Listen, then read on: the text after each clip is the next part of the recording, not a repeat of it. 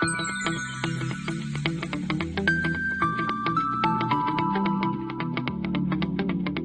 students, this is Kartik Trivedi and you are watching a lecture series of Applied Thermodynamics with me. Hi students, in today's video we're gonna learn a two-stage compression system with flash chamber working as a liquid subcooler. So this is the flash chamber which is working as liquid subcooler.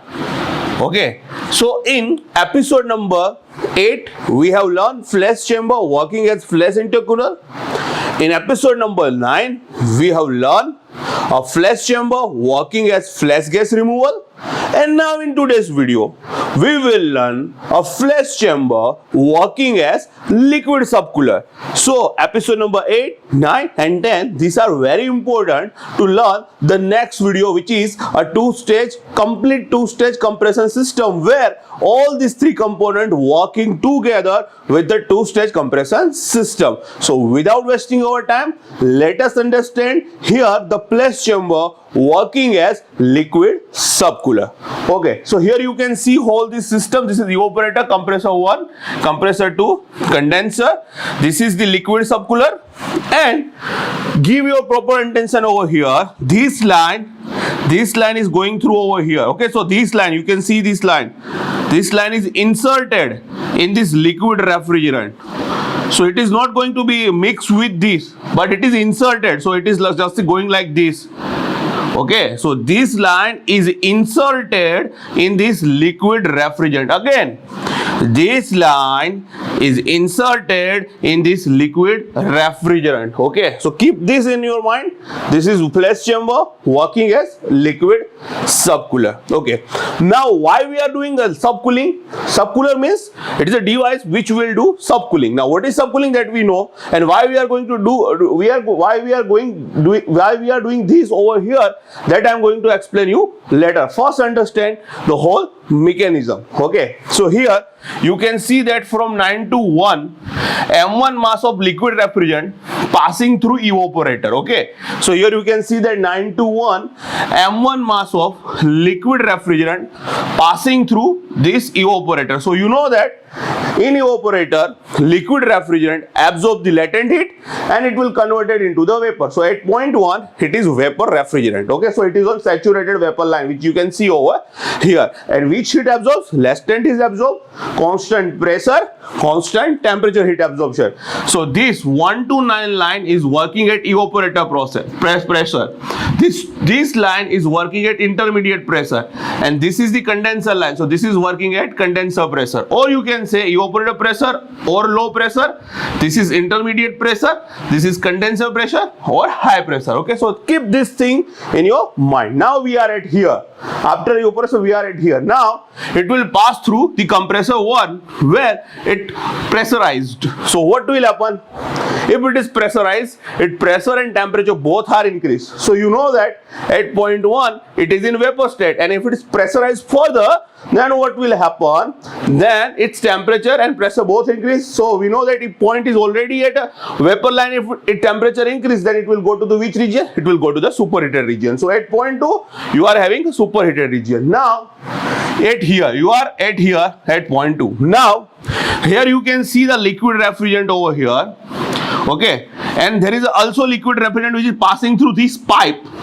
Now I am calling this as a pipe. Okay, so there is another liquid refrigerant which is passing through this pipe, and this pipe is inserted in this liquid refrigerant. Okay, and the liquid refrigerant which you can see over here like this, which is more at lower temperature, means it is more colder than the liquid refrigerant then there is passing through this pipe. Okay, so which one is more colder? So this liquid refrigerant which is filled over here, is more colder than the liquid refrigerant passing through pipe. So what will happen? So cooling of the liquid refrigerant which is passing through pipe will happen, because why? Because this liquid refrigerant which is filled in flash chamber is more colder than this liquid refrigerant passing through pipe. So what will happen? Heat transfer will happen, and some of the vapor will evaporate, which will goes up. So here you will have M2 minus M1 vapor at state 3. So now we know that here the vapor comes up, and here at point 2 we know that superheated vapor will be coming like this. So both are mixing is happening. So here you know that from point 2 superheated vapor will come, and from here M2 minus M1 vapor will be coming from the liquid sump cooler like this. So mixing will be happen. So what will happen? It is same as I have told you in the previous episode number 9. What will happen? First, the heat transfer between those two, here the superheated vapor and M2 minus M1 vapor will be happen. And what will happen? Initially, it goes to the from point 2 to point 3. So it will be comes to the saturated vapor line. But after some time, heat transfer back. So what will happen? So it will come to the point 4. So it will finally settled with the point 4. So what will happen? Actually initially superheated vapor will be giving its heat to the M2 minus M1 vapor. So superheated vapor will be cools down to the point 3. But we know that as superheated vapor contain more heat, so it will comes back again to the point 4. But this point 4 is in less superheated region compared to point 2. So your final position will be point 4. Okay. So now you are at point 4. So now you are at over here. Okay. And now which one mass refrigerant will be here? M2. Why? Because M2 minus M1 coming here and M1 mass coming over here. So M2 minus M1 plus M1. So M1 cancel. So M2 mass will be here at 0.4. So you are at 0.4 over here, superheated region. Now you compressed it further in compressor 2. So 4 point already superheated region, you compressed it further, and again you will go to the superheated region, which is 0.5. Now from 0.5, now we will go to the condenser. Okay, so 5 to 6 you can see that condensation. So 5 to 6 condensation, and we know that in condensation heat will be rejected and vapor refrigerant converted to the liquid refrigerant. So you can see that 0.6 on liquid line.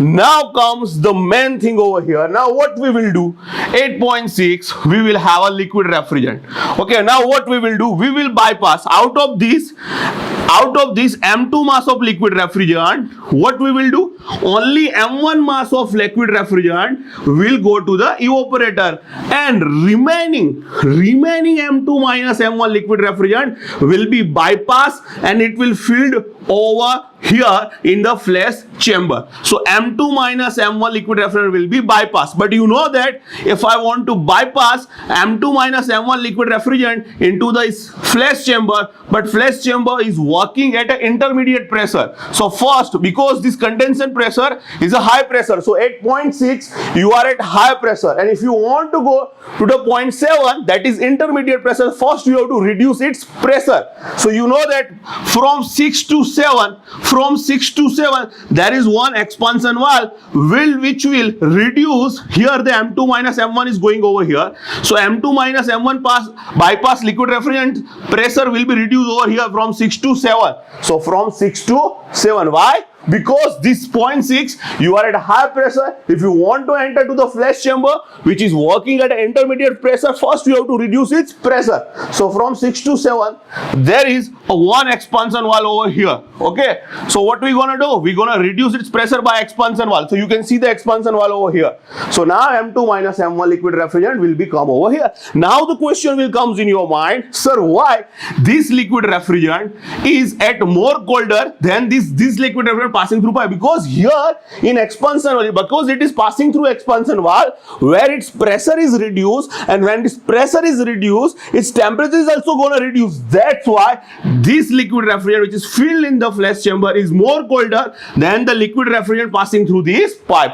I think now we will got this idea. Okay, so now from 6 to 7, so it will come M2 minus M1. Out of M2 minus M1 liquid refrigerant will be bypassed to the flash chamber. So 6 to 7, and we know that here the heat transfer happen, and M2 minus M1 vapor will be comes up, and it will meet to the 0.2. So like this, 7 to 0.2. Like this. Here from 0.2 vapor is coming, from 0.7 here it will goes like this.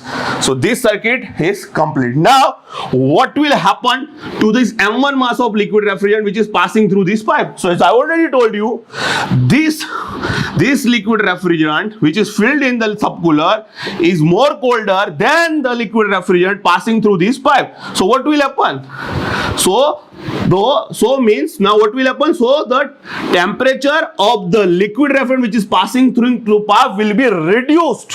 What will happen? So the temperature of the liquid refrigerant which is passing through pipe will be reduced. Why? Because the liquid refrigerant filled in the liquid subcooler is more colder than the liquid refrigerant passing through pipe. So at 0.6, because it is entering at 0.6, you are already liquid at a liquid line, on saturated liquid line, and if you cool down it further, it will go to the which region? Subcooled region. Remember understanding pH diagram episode. If any point on a liquid line, if you cool down further, it will go to the subcooled region. So look at this. This point is at subcooled region. So at 0.8, you will be at subcooled region at 0.8. Now what will happen? From 8 to 9, there is one expansion valve. Why? Because at 0.8, you are at high pressure and you want to go to the evaporator. So you have to reduce its pressure from high to low. So that's why here the expansion valve. So you can know at 9, throttling happen at 0.9, you will be at evaporator pressure, and again it will goes to the evaporator and whole circuit will be completed. Now the question will comes in your mind, sir, why we are using subcooling? So if we don't do the subcooling, understand it properly. If we don't do the subcooling, if there will be a no liquid subcooler, then what will happen? Then this 0.6 to 8 will not come over here. Then it will directly complete like this. So it will be ended over here. So here your 9 point is going to be come over here. So that means only refrigerating effect will be what? H1 minus H9 if I will not do the subcooling. But here I have done the subcooling. Then what will happen?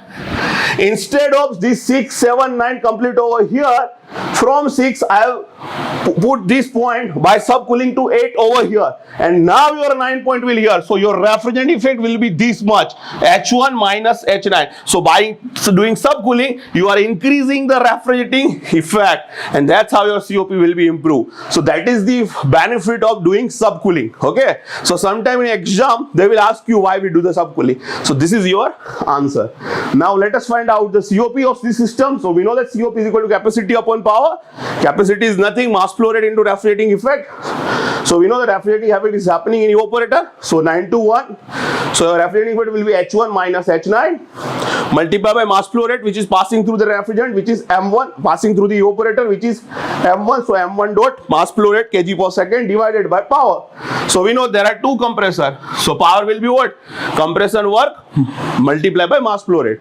So here our compressor work for 1 to 2 is H2 minus H1 multiplied by mass flow rate, which is M1 dot, plus second compressor work which is 4 to 5, so HY minus H4 multiplied by mass flow rate, which is M2 dot. So this is how you can do, this is how you can find the COP, and also you can do the balancing for this flash chamber as I have taught you in the episode number 8. So I think now you will understand why we will use liquid subcooler. So in next video we will take 3 systems together with 2-stage compression system. So I hope you will like this video. Have a nice day. Bye bye.